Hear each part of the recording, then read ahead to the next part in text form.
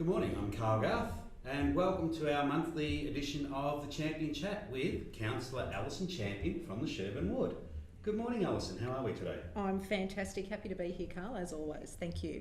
And I'm just going to add that we are sitting in the Tom Roberts room, which is part of the original council chambers in Ivanhoe, and it's connected now with the Ivanhoe Library and Cultural Hub, which was opened recently by our mayor and councillors and many of our community. And I'll probably refer to it later in our podcast because it is relevant.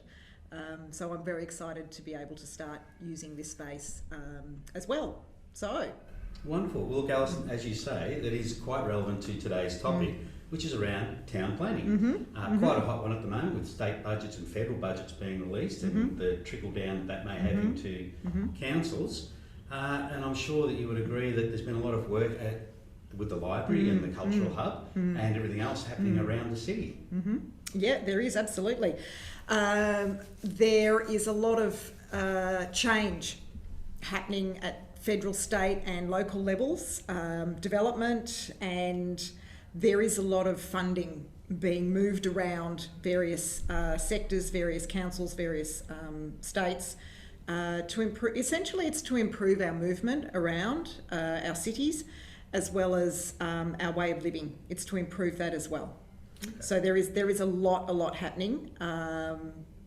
We just have to be patient while the work's in progress. That's all. and it is interesting. I mean, the time that it takes, and I think that we've seen quite a lot of commentary about a number of the projects around. So let's sort of dive right in and let's actually start with some of the real basics. I mean, what is town planning and to what levels does the City of Banyule do town planning?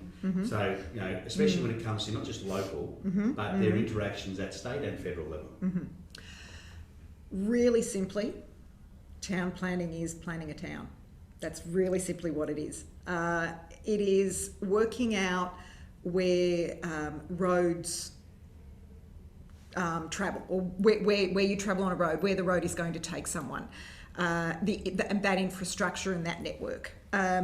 Where are houses, domestic places going to be constructed? And their estates, so they're called estates. Where are they going to be constructed, and what zoning these properties take? These estates take.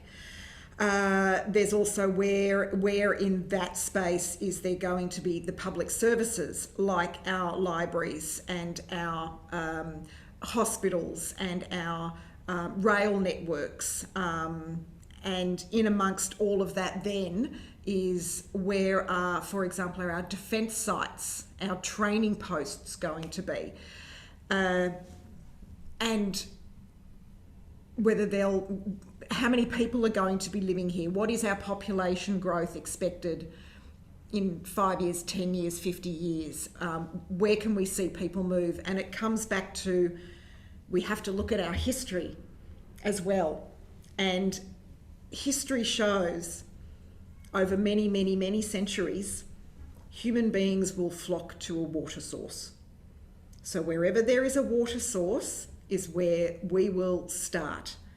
To create a little community, a village, then a city of varying sizes, and we move along a water source, and as we create our roads and our rails, we move along the roads and the rails, the railway lines. So this is where we look at now. We go now along our main roads, we have the older homes that were built, let's call it post-war. And then there are the homes that are built near a train station. So they're the older homes. Now they were being built 70 years ago, possibly more. They are now, unless they have been looked after extremely well, they are now moving into the next generation. If those that are not looked after are especially appreciated in order to be knocked down. And not always a single home is built to replace it. In many cases, that block is subdivided. And there are planning rules around that which are different from a single title block. So we're currently seeing a lot of transition from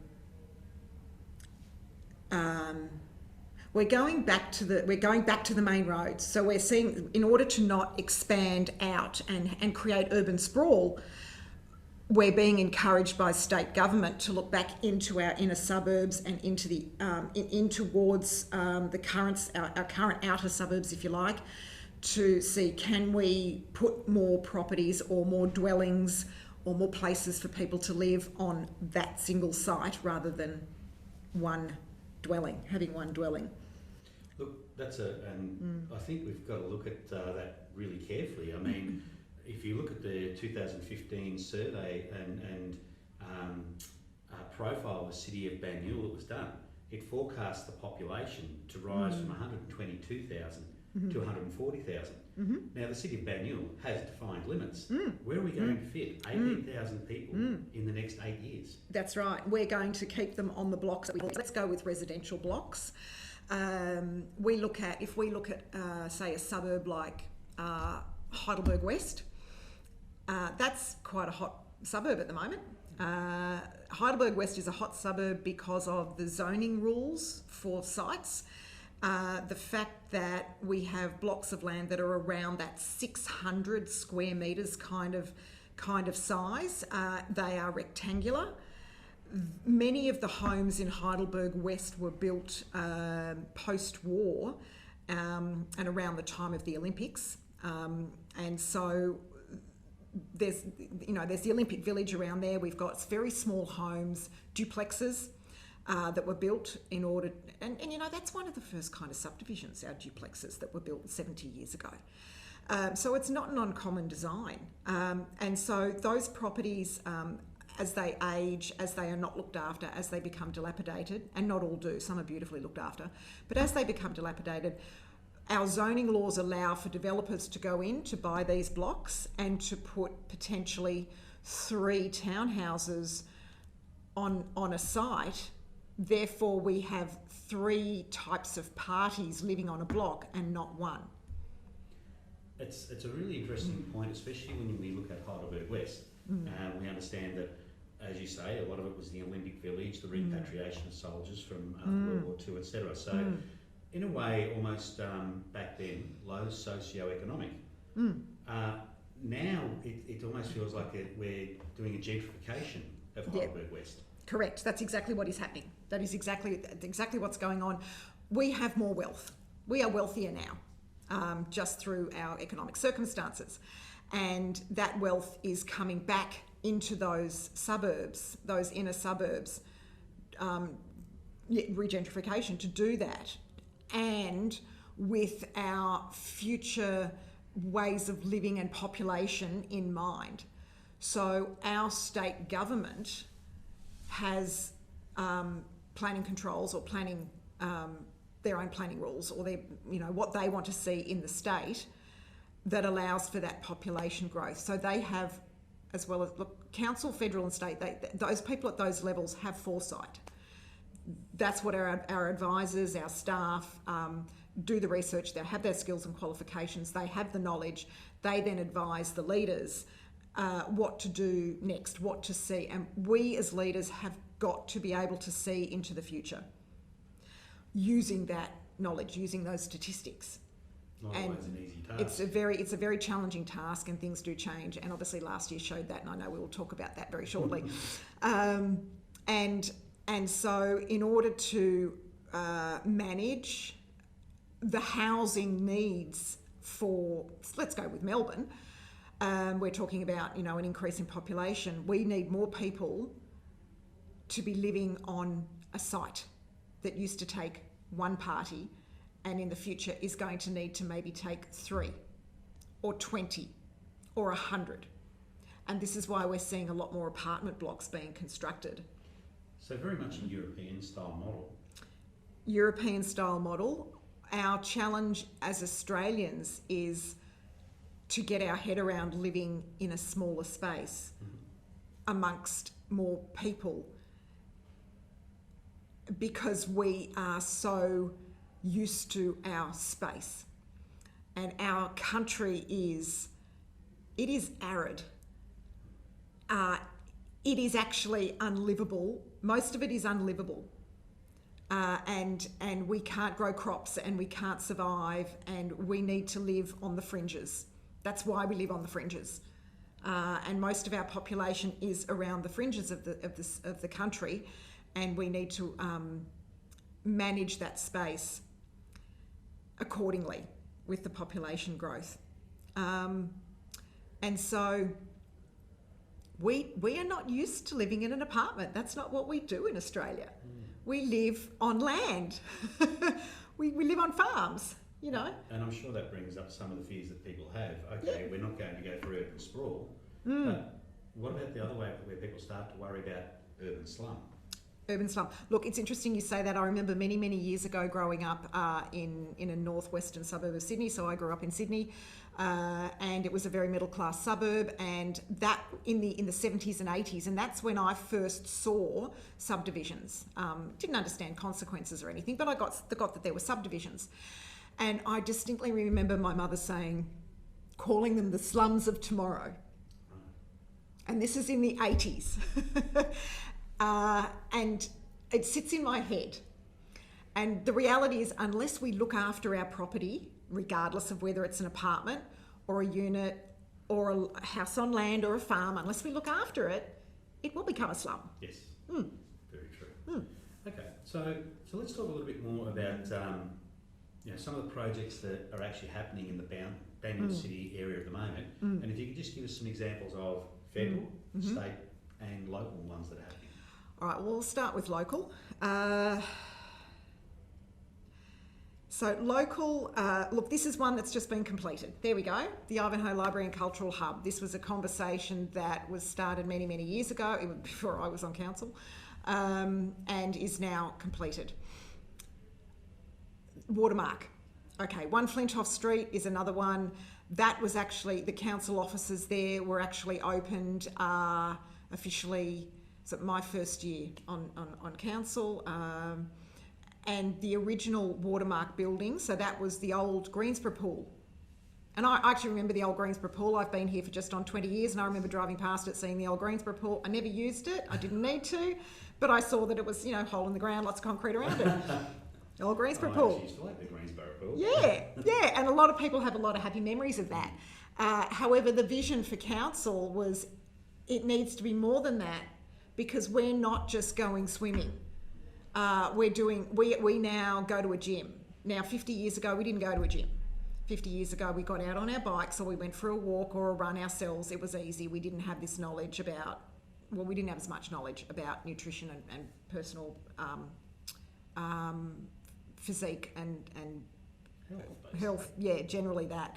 We have so much more knowledge now, and so over the years we need gyms. So we've got gyms and gym memberships. So the pool wasn't enough. So my understanding is that council had the vision, yes, we need a new pool, we need other things as well. So let's make it what has ended up being Watermark. So Watermark is now a gym with a great variety of facilities that create jobs, of course, for people in the health and fitness field and nutrition field. We also have, we have a pool. We still have a pool. We have more than one pool. We have several pools. We have lap pools slide. And we have the water slide and all the fun stuff. And then there are parties that go with that. And that's another industry. So we've created a space that's across 2 levels, originally, across 2 levels. Now, the vision of that was we can put more into the sky. So let's start with Watermark as 2 levels and the car parking with it. And then we go, what can we see above Watermark in the future? And this is where our council offices were built, constructed, using obviously, environmental considerations as well. And so then the council offices were opened in the first year that I was on council, 2017, and then the offices moved from Rosanna and Ivanhoe, here in Ivanhoe, to all be in Greensborough, so that from a social level and a functional level, it's much more effective. It's cohesive, it's collaborative, and it allows for better relationships in the workplace. and that's obviously another story. So that's a great example, Watermark. Council offices are not actually Watermark, they're One Flintoff, but we all say Watermark because we know where it is. Then it's like, well, what do we do with this building that we're in right now? The original municipality offices. So the plan was not, oh, now what do we do with these at the time of opening Watermark or One Flintoff?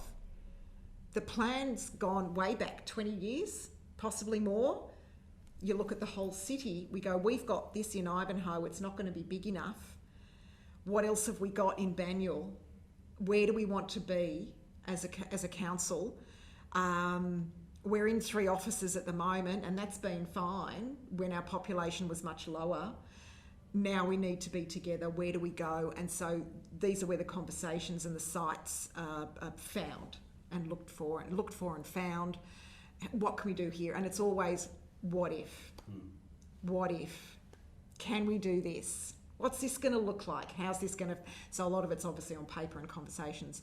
So then we come back to this, the Ivanhoe Library and Cultural Hub, and it's, well, we won't need this space anymore, and this library over here, we don't need this, and because we're going to have a library over here when we build it, so we don't need that, so that's going to be car park, or it's an alfresco, or it's something, and we can do this, and this is our land to here, and we can do this, and it's facing this direction, and what does this look like? And if we do, how high up can we go? And what services and facilities do we need? So I know that throughout my first term on council, our officers responsible for finding out information from the community about what this needs to look like. And they weren't necessarily our planners, they were actually our community officers. They would attend a lot of our consultation meetings, and they would meet with us as councillors, and they would meet with the community in their spaces and just say, here are some plans for our new library. How do you think it's going to work for you? And each generation is asked, and each cultural community is asked, and they would give their input to their officers, which then come back to councillors.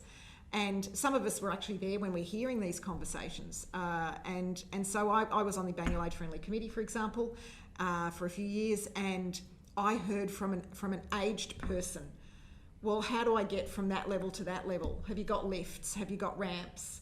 How do I get from here to here? Have you got disabled toilets? So we go down the path of what each individual needs, or each individual community maybe needs, and then that goes into the space. So there was a lot of back and forth. Anyway, how can they find out the information of what's going on there? A really perfect way to learn, there are a couple of ways. One is to actually go to a meeting. When I say go to a meeting, I mean log on. To a council meeting, yeah. So they are live streamed now. They have had to be as a result of our restrictions last year, and we needed to continue our democratic processes. So we learnt to live stream our meetings, our council meetings, which are every third Monday evening from 7 p.m. And that information is available on our website. People can contact us. People can easily contact us and just say, oh, what's happening here? What's going on here? And I as an office, as a councillor, we can do things like direct people to an officer who can give some more technical information, or people can actually, like I said, log on to our meetings and listen to what we are saying. They can go to the minutes. The minutes are always recorded and put up onto our website. Now that's always happened.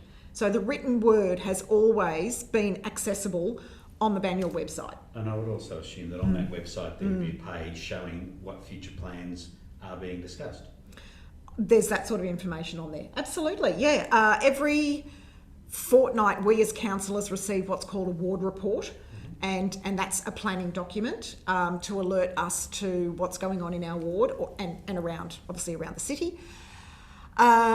Those documents are available on the website. The general public can go to the website and look at whatever's being, in council or up for application and they can read what's happening and they can decide, do they want to contribute to the conversation or not. Things like liquor licences. We've had a couple of properties that have come to our council meetings in Ivanhoe about liquor licensing, and we've had to make a decision on that. Now, there is one in Sherborne Ward that's underway at the moment, and that's, we have to make a decision about that. So they're liquor licensing, but also any subdivisions that are going ahead, and people can go onto the site and comment in a certain time frame. Okay. Yeah, and they can contribute. You mentioned before about community offices. So are there community offices attached to a ward, or are they just roving community offices in the city? There is now one central community office, and that is 1 Flintoff Street. Right. Okay, so prior to 1 Flintoff Street being constructed and us moving into it, we had a Greensborough office, which was just in another part of the block. We had a Rosanna office, which was opposite Rosanna train station, and the other one was in here. It was actually in this building, the Ivanhoe building, and that. So that's, most people know that's on Upper Heidelberg Road. It's opposite Ivanhoe Grammar School, Girls' Grammar School. So there were those three, and then they were amalgamated into Greensborough at 1 Flintoff. This has now been converted into the library and cultural hub. We are returning to council meetings. So the chamber is still here. The chamber's still here. It's been refurbished. It's been modernised. However, as you walk in, you see it looks pretty similar to what it was before the project was happening. So there's no roving. It is all centralised at Greensborough now. Okay. So being centralised, as a person who lives in the Grimshaw ward, yeah, and I want to find out what's going on, my options are to go to the website and find out who the council officer who's been assigned to a certain project. There's that, yeah, or you can actually contact the councillor themselves, and the councillor can actually forward your request to an officer, the appropriate officer. Yeah. Excellent. We did touch before about the growth that has to go along. We talked about water sources, and we also talked a little bit about heritage. And one of the challenges is always, as we grow, as we build, how do we maintain those links to our past, and how does that impact in town planning? I have said publicly, and I will continue to say, we need to look after our original buildings. We need to look after the homesteads.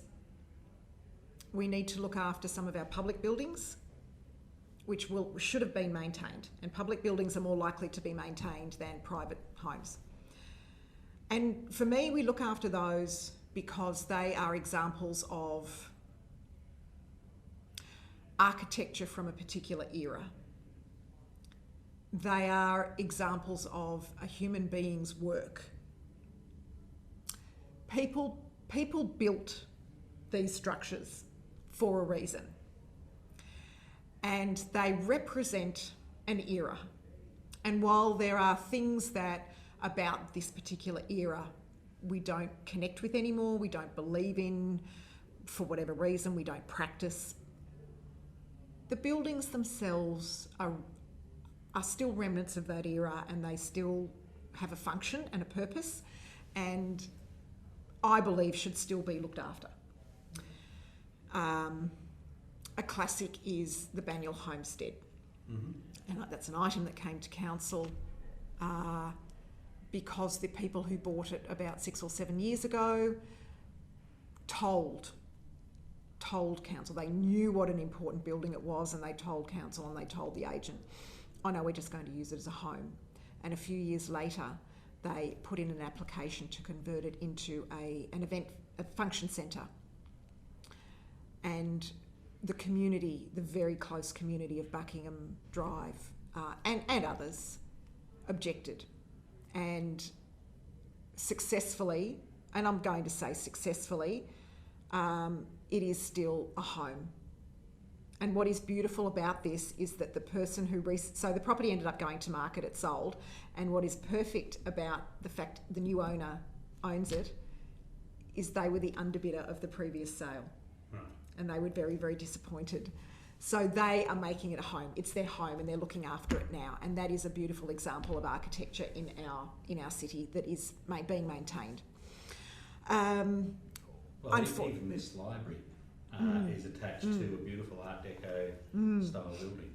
It is, and this is priceless too. So again, we have really looked after this building. During the renovations and extensions, modern technology has been used to continue its preservation and safety.